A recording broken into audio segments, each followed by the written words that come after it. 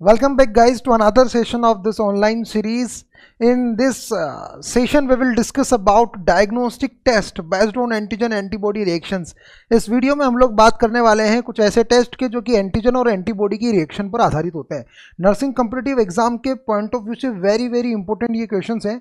चलिए डिस्कस कर लेते हैं इन टॉपिक्स को। सबसे पहले हम लोग क्या देख रहे हैं, डायग्नोस्टिक टेस्ट देख रहे हैं जो कि बेस्ड हैं, आधारित है एंटीजन और एंटीबॉडी की रिएक्शन पर। कुछ टेस्ट में सबसे पहले जिस टेस्ट का नाम आता है उस टेस्ट को हम स्टडी कर लेते हैं। मॉन्ट्यूक्स टेस्ट, नाम बड़ा फेमस है, नाम आपने सुना होगा। जब किसी पर्सन को ट्यूबरक्लोसिस नाम का इन्फेक्शियस डिजीज हो जाए तो उस इन्फेक्शियस डिजीज की अगर हमें स्क्रीनिंग करनी हो, तो हम जिस टेस्ट को करते हैं उस टेस्ट को हम मॉन्ट्यूक्स टेस्ट बोलते हैं। मॉन्ट्यूक्स टेस्ट जो होता है वो इंट्राडर्मल टेस्ट होता है। इंट्राडर्मल टेस्ट होता है और इस इंट्राडर्मल टेस्ट का रिजल्ट जो है वो 72 आवर्स में आता है। अब जो मॉन्ट्यूक्स टेस्ट है, उस मॉन्ट्यूक्स टेस्ट से जो क्वेश्चन हमारे नर्सिंग कॉम्पिटिटिव एग्जाम में आता है वो यह आता है कि मॉन्ट्यूक्स टेस्ट किस प्रिंसिपल पर आधारित है, इस मॉन्ट्यूक्स टेस्ट का मुख्य सिद्धांत क्या होता है। तो मॉन्ट्यूक्स टेस्ट जो है यह इंट्राडर्मल टेस्ट है, 72 आवर्स में इसका रिजल्ट आता है, एक्यूरेट आंसर 72 आवर्स होता है। अब यह जिस प्रिंसिपल पर आधारित है उस प्रिंसिपल का नाम है टाइप 4 हाइपर सेंसिटिविटी, यानी कि हमारी जो डिलेड हाइपर सेंसिटिविटी होती है, टाइप 4 हाइपर सेंसिटिविटी को हम बोलते हैं डिलेड हाइपर सेंसिटिविटी। तो डिलेड हाइपर सेंसिटिविटी जो है उसके प्रिंसिपल पर आधारित होता है मॉन्ट्यूक्स टेस्ट। दूसरा टेस्ट जो बहुत ज़्यादा इंपॉर्टेंट है वो होता है विडॉल टेस्ट। विडॉल टेस्ट जो है यह टाइफॉइड के लिए किया जाने वाला टेस्ट है। टाइफॉइड जो कि साल्मोनेला टाइफी नाम के बैक्टीरिया की वजह से होने वाला एक गैस्ट्रोइंटेस्टाइनल ट्रैक्ट का डिसऑर्डर है। इस टाइफॉइड की कंडीशन में जो हम विडॉल टेस्ट करते हैं, इस विडॉल टेस्ट के अंदर जो मेन मैकेनिज्म होता है वो यह होता है कि एक ट्यूब होती है, ठीक है, एक ट्यूब होती है, ग्लास की एक ट्यूब होती है, टेस्ट ट्यूब होती है। उस टेस्ट ट्यूब के अंदर हम साल्मोनेला टाइफी के एंटीजन को डाल देते हैं और साथ ही में हम इसी से रिलेटेड एंटीबॉडीज़ को भी डाल देते हैं। जब इन एंटीजन और एंटीबॉडीज़ की रिएक्शन होती है तो उस रिएक्शन होने की प्रोसेस को हम लोग बोलते हैं एग्लूटिनेशन। तो यहाँ पर यह प्रश्न आता है कि विडॉल टेस्ट किस सिद्धांत पर आधारित है। देखिए इस वीडियो में, इस क्लास में हम लोग जिस टॉपिक पर चर्चा करने वाले हैं वो है diagnostic test based on antigen antibody reaction. तो यहाँ पर मेरा मेन मुख्य फोकस उन टेस्ट पर होने वाला है जिनके जो प्रिंसिपल हैं वो इम्यूनोलॉजिकल रिएक्शन पर आधारित हो। तो मॉन्ट्यूक्स टेस्ट पर मेन बात जो मुझे इस टॉपिक में फोकस करनी वो ये है, टाइप 4 हाइपर सेंसिटिविटी पर आधारित है, डिलेड हाइपर सेंसिटिविटी पर आधारित है। और डिलेड हाइपर सेंसिटिविटी क्या होती है हम ये नेक्स्ट क्लास में पढ़ने वाले हैं। विडॉल टेस्ट टाइफॉइड के लिए किया जाएगा, लेकिन यहाँ से मेन प्रश्न जो आएगा कि यह कौन से प्रिंसिपल पर आधारित होता है। तो इस टेस्ट को हम ट्यूब एग्लूटिनेशन टेस्ट भी कहते हैं। वेरी इंपॉर्टेंट क्वेश्चन यहाँ से आता है। थर्ड, एक टेस्ट होता है VDRL टेस्ट। वेरी सिंपल है, सभी लोग इसका नाम वैसे जानते हैं। VDRL में V की फुल फॉर्म होती है venereal disease research laboratory test. यह VDRL टेस्ट सिफिलिस के लिए किया जाने वाला टेस्ट है। और यहाँ से भोपाल एम्स में प्रश्न यह आया था 2018 के अंदर कि विडॉल टेस्ट का प्रिंसिपल क्या होता है, किस सिद्धांत पर आधारित है विडॉल टेस्ट। तो विडॉल टेस्ट को करवाने के लिए क्या किया जाता है, एक ग्लास की स्लाइड ली जाती है, उस स्लाइड के ऊपर VDRL टेस्ट की बात कर रहे हैं, ग्लास की स्लाइड ली जाती है और ग्लास की स्लाइड लेने के बाद ट्रेपोनिमा पैलिडम के कुछ एंटीजन्स को यहाँ रखा जाता है, उससे रिलेटेड एंटीबॉडीज़ को यहाँ पर रखा जाता है। जब यह एंटीजन और एंटीबॉडी दोनों की रिएक्शंस होती है तो यहाँ पर फ्लोक्यूल्स बनते हैं। फ्लोक्यूल्स का मतलब होता है कि रुई की जैसी रेशेनुमा स्ट्रक्चर बनती है, फाइबरनुमा स्ट्रक्चर बनती है। इसीलिए इन फ्लोक्यूल्स के बनने की वजह से ऐसा कहा जाता है कि इस टेस्ट का जो प्रिंसिपल है वह होगा स्लाइड फ्लोक्यूलेशन टेस्ट, यह भोपाल एम्स का प्रश्न है कि वीडीआरएल टेस्ट किस सिद्धांत पर आधारित होता है। यह एक स्लाइड फ्लोक्यूलेशन टेस्ट होता है। तो विडॉल टेस्ट कौन सा टेस्ट होता है? ट्यूब एग्लूटिनेशन टेस्ट है। यह प्रश्न भी बहुत बेहद इंपॉर्टेंट है, बहुत ज़्यादा महत्वपूर्ण है।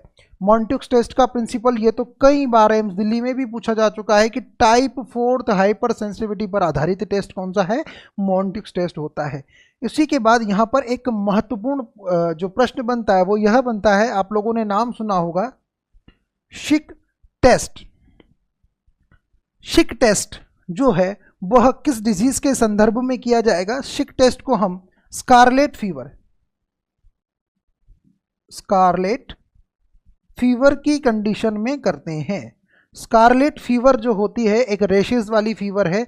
यह फीवर एक बैक्टीरियल इन्फेक्शंस की वजह से होती है। उस बैक्टीरिया का नाम होता है स्ट्रेप्टो, उस बैक्टीरिया का नाम होता है स्ट्रेप्टोकोकस पायोजन। उस स्ट्रेप्टोकोकस पायोजन की वजह से हमें जो डिजीज़ होती है उसे हम लोग बोलते हैं स्कारलेट फीवर। स्कारलेट फीवर में जो टेस्ट किया जाएगा उसे बोलेंगे हम लोग शिक टेस्ट। शिक टेस्ट जो होता है यह भी एक इंट्राडर्मल टेस्ट होता है। Schick test is a intra test. तो यहाँ पर हमें मेन जो याद रखना है, स्कारलेट फीवर किसकी वजह से होता है? स्ट्रेप्टोकोकस पायोजन नाम के बैक्टीरिया की वजह से होता है। इसी सीरीज में एक और क्वेश्चन जो आएगा वह आएगा डिक टेस्ट के बारे में। डिक टेस्ट क्या होता है? सेम टू सेम, यह एक इंट्राडर्मल टेस्ट होता है। डिक टेस्ट जो है वह डिप्थीरिया की कंडीशन में, डिप्थीरिया की स्क्रीनिंग करने के लिए किया जाता है। तो डिक टेस्ट में क्या किया जाएगा? डिप्थीरिया के एंटीजन को लिया जाएगा, यहाँ पर डाला जाएगा। अगर हमारे शरीर में डिप्थीरिया का इन्फेक्शन है तो एंटीबॉडीज होंगी। एंटीजन एंटीबॉडी की रिएक्शन होने की वजह से इरिदीमा होगा। इरिदीमा अगर 10 mm के डायमीटर से ज़्यादा है तो यहाँ पर यह आधारित, यहाँ पर यह जो है प्रयोग इति सिद्धम हो जाएगा, इति सिद्धम हो जाएगा कि पर्सन को जो है वो डिप्थीरिया का इन्फेक्शन है। तो डिप्थीरिया के इन्फेक्शन की वजह से ही तो एंटीबॉडी यहाँ पर आई होगी। आई होप आप लोगों को समझ में आ रहा है। तो यहाँ पर हमें यह समझना है कि डिक टेस्ट इंट्राडर्मल टेस्ट है और यह डिप्थीरिया की कंडीशन के अंदर किया जाता है। तो ये 5 टेस्ट है जो कि बहुत महत्वपूर्ण है। अब हम पढ़ेंगे अनदर 5 क्वेश्चंस को।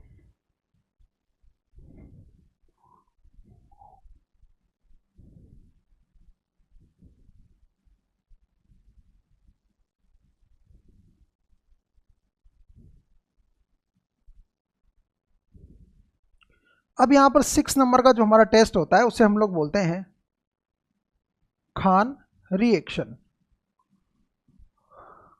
खान रिएक्शन यह भी सिफिलिस के लिए किया जाने वाला टेस्ट होता है और इस टेस्ट का मेन प्रिंसिपल होता है, इस टेस्ट का मेन प्रिंसिपल होता है ट्यूब फ्लोक्यूलेशन टेस्ट। तो खान रिएक्शन ये भी सिफिलिस के लिए किया जाने वाला एंटीजन एंटीबॉडी प्रिंसिपल पर आधारित टेस्ट होता है और इस टेस्ट के अंदर ट्यूब फ्लोक्यूलेशन टेस्ट नाम का जो प्रिंसिपल होता है, यानी कि जब इसके अंदर एंटीजन और एंटीबॉडी की रिएक्शन किसी टेस्ट ट्यूब में करवाई जाएगी, एंटीजन और एंटीबॉडी दोनों भिड़ने के बाद यहाँ पर बन जाएंगे फ्लोक्यूल्स। उन फ्लोक्यूल्स के आधार पर हम कहते हैं कि ट्यूब फ्लोक्यूलेशन टेस्ट। तो एक टेस्ट जो कि ट्यूब फ्लोक्यूलेशन टेस्ट है उसका नाम है खान रिएक्शन और एक टेस्ट जो कि स्लाइड पर आधारित है उसका नाम है slide flocculation test. Slide flocculation के प्रिंसिपल पर आधारित है, उसका नाम होता है वीडीआरएल टेस्ट। अब यहां पर हम एक और रिएक्शन की बात करेंगे, वासरमान रिएक्शन या वासरमान टेस्ट। वासरमान रिएक्शन जो है यह सिंपली हमें एक लाइन में याद रखना है, सिफिलिस के लिए किया जाने वाला टेस्ट होता है। कई बार ऐसे पूछा जाता है कि ऑल ऑफ द अबव वाले जो प्रश्न आते हैं, यानी कि कौन कौन सा टेस्ट जो है वो सिफिलिस के लिए हम करवा सकते हैं। खान रिएक्शन को भी हम सिफिलिस के लिए करवा सकते हैं, वासरमान रिएक्शन को भी हम सिफिलिस के लिए करवा सकते हैं, वीडीआरएल टेस्ट को भी हम सिफिलिस के लिए करवा सकते हैं। तो इस प्रकार से हमें यहाँ पर ये याद रखना है। 8th पॉइंट जो कि वेरी वेरी इंपॉर्टेंट है, यहाँ पर एक क्वेश्चन आता है well Felix reaction. Well Felix reaction, यह वेल फेलिक्स रिएक्शन जो है वेरी वेरी इंपॉर्टेंट क्वेश्चन है। 2 बार एमएससी एंट्रेंस एम्स दिल्ली के एग्जाम में यह पूछा गया, वेल फेलिक्स रिएक्शन नाम का डायग्नोस्टिक टेस्ट किस कंडीशन में किया जाता है। तो हम लोगों को यह याद रखना है कि वेल फेलिक्स रिएक्शन जो होती है इसको हम करवाते हैं टाइफस फीवर की कंडीशन में। टाइफस फीवर की कंडीशन के अंदर इस टेस्ट को हम लोग करवाते हैं। एक्चुअल में होता क्या है, टाइफस फीवर जो है यह एक विशेष प्रकार के माइक्रो ऑर्गेनिज्म जिसका नाम है रिकेट्सिया प्रोवाजेकी। रिकेट्सिया प्रोवाजेकी जो माइक्रो ऑर्गेनिज्म है, जो हमारा माइक्रो ऑर्गेनिज्म है, उस माइक्रो ऑर्गेनिज्म की वजह से जो हमें डिसऑर्डर होता है उसका नाम है टाइफस फीवर। टाइफस फीवर की कंडीशन को इवेल्युएट करने के लिए, टाइफस फीवर की स्क्रीनिंग करने के लिए, डायग्नोस्टिस करने के लिए हमें जो रिएक्शन करवानी पड़ती है उस रिएक्शन का नाम होता है वेल फेलिक्स रिएक्शन, जो कि हमें बताती है अगर इसका रिजल्ट पॉजिटिव आता है तो पर्सन को हो सकता है टाइफस फीवर हो।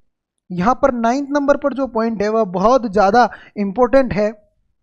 आप लोगों ने सुना होगा पॉल बर्नल टेस्ट या पोल बर्नल टेस्ट। पोल बर्नल टेस्ट बहुत ही ज़्यादा इम्पोर्टेंट है क्योंकि पोल बर्नल टेस्ट जो है वह इन्फेक्शियस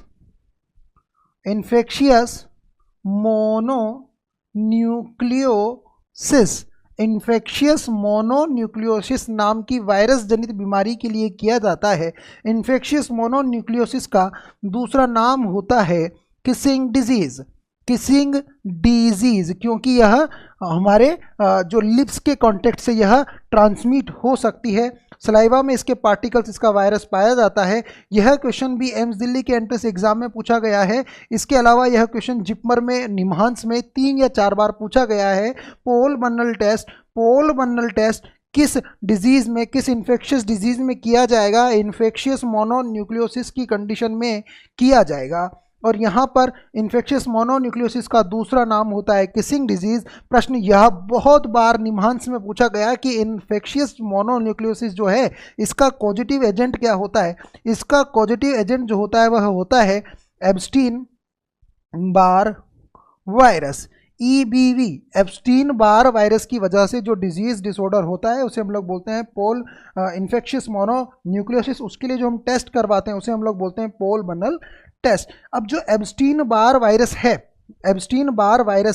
इस एब्स्टीन बार वायरस के लिए हमें यह भी जानना जरूरी है कि यह एड्स वाले पेशेंट के अंदर ओरल हेयरी ल्यूकोप्लाकिया भी कोज करता है। यानी कि एड्स वाले पेशेंट के अंदर अगर आप उसके माउथ में देखेंगे तो उसके माउथ के अंदर आपको वाइट तरह के पेचेस नज़र आएंगे, ब्लैक पेचेस दिखाई देंगे। ये वाइट और ब्लैक पैचेज एक वायरस की वजह से हुए हैं जिस वायरस का नाम होता है एब्स्टीन बार वायरस।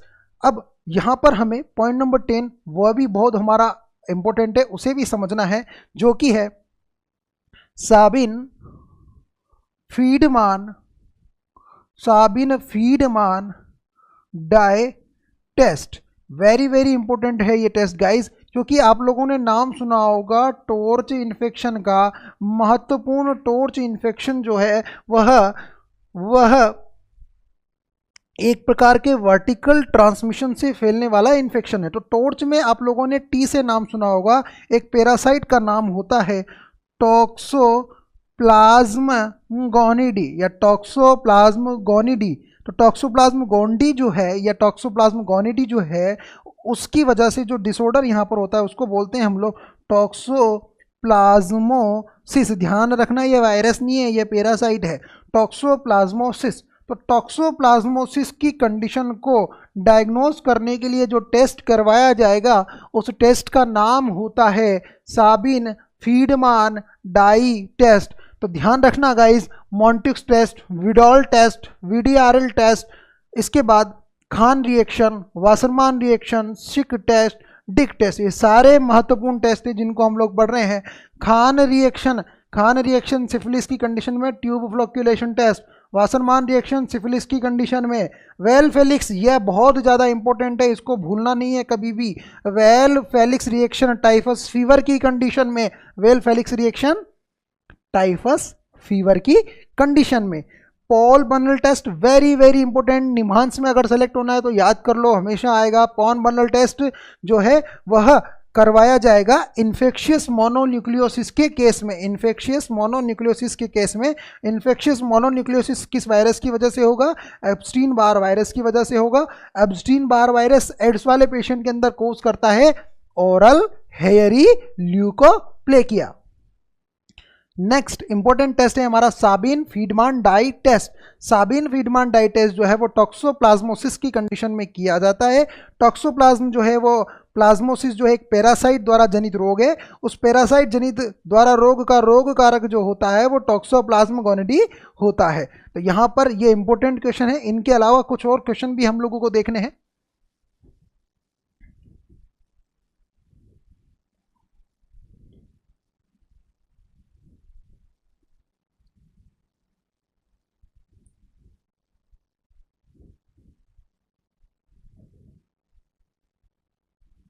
अब 11th नंबर पर हम जो पॉइंट डिस्कस करने वाले हैं वो यह है कि आप लोगों ने नाम सुना होगा डायरेक्ट कॉम्ब टेस्ट, और दूसरा नाम आप लोगों ने सुना होगा इन direct Coombs test. Direct Coombs test और इनडायरेक्ट कॉम्ब टेस्ट दोनों के दोनों एंटीजन एंटीबॉडी के सिद्धांत पर होने वाले टेस्ट हैं।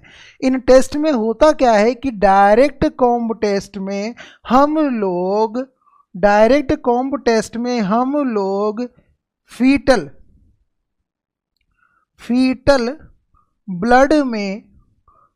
ब्लड में या फीटस में RH या ऐसे बोले RH एंटीबॉडी को डिटेक्ट करते हैं। अब ध्यान से समझना, डायरेक्ट कॉम्ब टेस्ट में देखो आप लोगों ने एक डिसऑर्डर का नाम सुना होगा इरिथ्रोब्लास्टोफिटेलिस। इरिथ्रोब्लास्टोफिटेलिस जो है वह एक कंजेनाइटल प्रॉब्लम हो सकती है। इरिथ्रोब्लास्टोफिटेलिस जो है वो कंजेनाइटल से पहले की अगर हम लोग बात करें तो फीटल प्रॉब्लम हो सकती है। अब फीटल प्रॉब्लम है तो फर्स्ट बेबी की अगर डेथ हो गई है और सेकंड बेबी अगर डिलीवर होने वाला है और सेकंड बेबी की कंडीशन में हमें यह डिटेक्ट करना है कि कहीं पुराने बेबी की वजह से अब नए बेबी को तो कोई ना कोई डिसऑर्डर या कोई ना कोई इरिथ्रोब्लास्टोफिटेलिस की कंडीशन ना हो जाए, ऐसे में हमें एंटी-RH एंटीबॉडी को डिटेक्ट करना पड़ेगा। एंटी-RH एंटीबॉडी को डिटेक्ट करेंगे, अगर हम फीटल ब्लड में एंटी-RH एंटीबॉडी को डिटेक्ट कर लेते हैं तो नाम देंगे डायरेक्ट कॉम्ब टेस्ट। अब इसको याद करने का तरीका देखो, डायरेक्ट इनडायरेक्ट में बच्चे बहुत कंफ्यूज होते हैं कि इनडायरेक्ट कॉम्ब टेस्ट क्या होता है। इनडायरेक्ट कॉम्ब टेस्ट में हम लोगों को क्या करना होता है, एंटी-RH एंटीबॉडी को डिटेक्ट करना होता है। एंटी-RH एंटीबॉडी को यहाँ पर डिटेक्ट करना होता है, लेकिन हम लोग करते हैं मैटरनल सीरम में। अब यहाँ पर ध्यान से समझना, मैटरनल सीरम में यहाँ पर हम इसको डिटेक्ट करते हैं। तो देखो याद कैसे रखोगे, ट्रिक याद रखना कि हमारे सर ने एक ट्रिक बताई थी कि मेरा फीटस जब पैदा हो जाएगा, यानी कि मेरा बच्चा बड़ा होकर के डायरेक्टर बनेगा, मूवी का डायरेक्टर बनेगा, तो यहाँ पर याद रखने का तरीका सिर्फ इतना सा होना चाहिए, direct Coombs test fetal blood में एंटी-RH एंटीबॉडी को डिटेक्ट कर लेता है। दिल्ली एम्स 2018 का प्रश्न है, बड़ा कंफ्यूजिव तरीके से पूछा गया था। इनडायरेक्ट कॉम्ब टेस्ट ये जिपमर निम्हांस में 2 बार पूछा गया प्रश्न है। इनडायरेक्ट कॉम्ब टेस्ट एंटी-RH एंटीबॉडी को डिटेक्ट करेगा, बट मैटरनल सीरम में डिटेक्ट करेगा, माँ के रक्त में डिटेक्ट करेगा। Point number 13 guys very very important है, हमें याद भी होना चाहिए। आप लोगों ने कुछ टेस्ट के नाम सुने होंगे, उन टेस्ट को हम लोग यहां पर डिस्कस कर लेते हैं।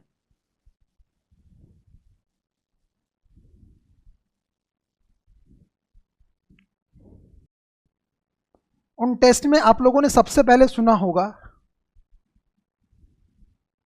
सदर्न ब्लॉट टेस्ट, फिर आपने सुना होगा नॉर्दर्न ब्लॉट टेस्ट,